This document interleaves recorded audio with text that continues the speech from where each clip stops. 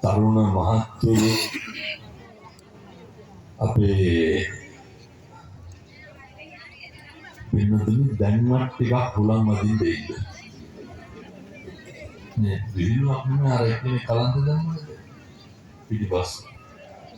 ඔය ටිකක් හුලං වදින්න දෙන්න. කොහෙද ඉතින් කිව්වට ඔය හරි සංවේදී සිදුවීම් වෙලා තියෙනවා ඒක. අවසාන සෙනගමෙන් උස්සගෙන යන්න බෑ හාමුදුරනේ මිනිස්සු පොඩි වෙනවා. ඔය මම දොස් පරස් කියනවා නෙමෙයි හොඳ නැත්නම් හොඳ තමයි කියන්නේ. ඔය පොඩි උන් සහ වයසක කට්ටිය ටිකක් බලා ගන්න.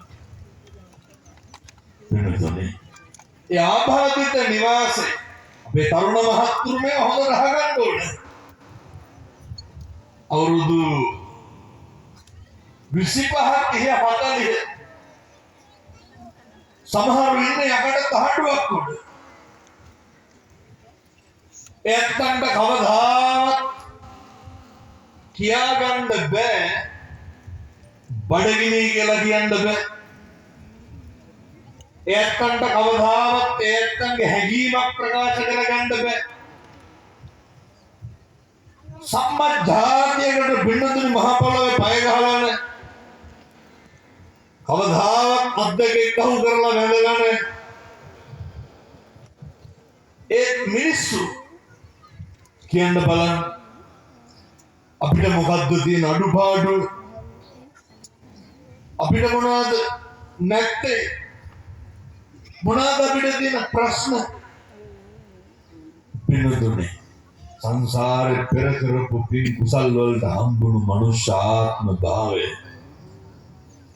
ඔක නිකන් නිස්කාරණේ නාස්ති කරගන්න එපා.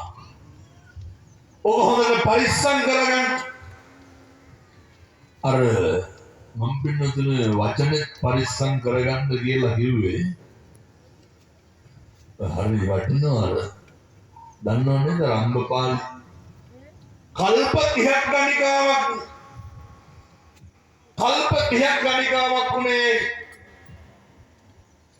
ඔය රහත් මෙහෙණින් වහන්සේ නමක් චෛත්‍ය ප්‍රදක්ෂිනා කරනකොට වයසයි අසනීපයි කටේ තිබ්බ සෙමගුලියක් බිම හැලුණා.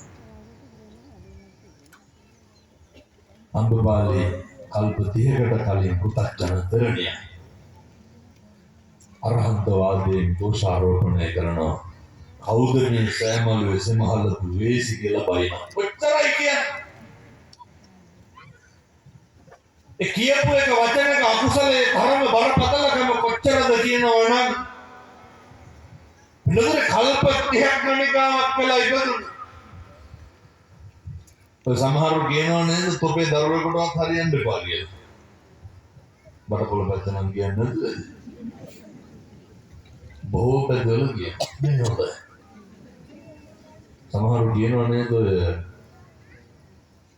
කියනවා නේද පින්නතුනේ තොපිය පැස් ඉස්සරහ මිදවන්න ඕන කියලා. තුම ඉරිසියාවක් නැති මෙහෙ ඉන්නවද ගතු කේලම් කියන මිනිස්සු නෑ. නෑ නේද? මෙහෙ නෑ. මගේ බඩවල ගංජත් නෑ අරක්කුත් නෑ. ඉරිසියාකාරයොත් නෑ ගතු කේලම් කියන මිනිස්සුත් නෑ මේ හොඳයි. අතන මතක් වෙන ජබේ ගමේ අහලා වායි කියලා. සමහර රැකියාවක් විදිහට මොකද්ද කරන්නේ? පොදාවලේ රැකියාවක් විදිහටම ගම්මාන පිටින් ගිරිදිය. ගේන දාන එක මේසෙ උඩින් තියන්න කලින් ගමේ මොකක් හරි කියලා බුදු පූජා වගේ. එනිසා සමහරු කියන ඔය තොපි අපේ ඉස්සරහම විදවන්න ඕන කියලා. පිටුදින් දන්නවද විදවන්න නැහැ. අර ආබාධිත දරුවෝ ඉපදුනහම කවුද විඳවන්නේ? කවුරු ඉස්සරහද විඳවන්නේ? පැහැදිලි නේද මම කියන්නේ? පරිස්සමට පිළිතුරු කතා කරනකොට හරි පරිස්සමට මුදිතාව කියන එක ඇති කරගන්න ඕනේ.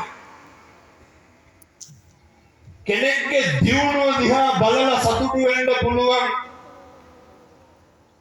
කෙනෙක්ගේ දියුණුව දිහා බලලා ආශිර්වාද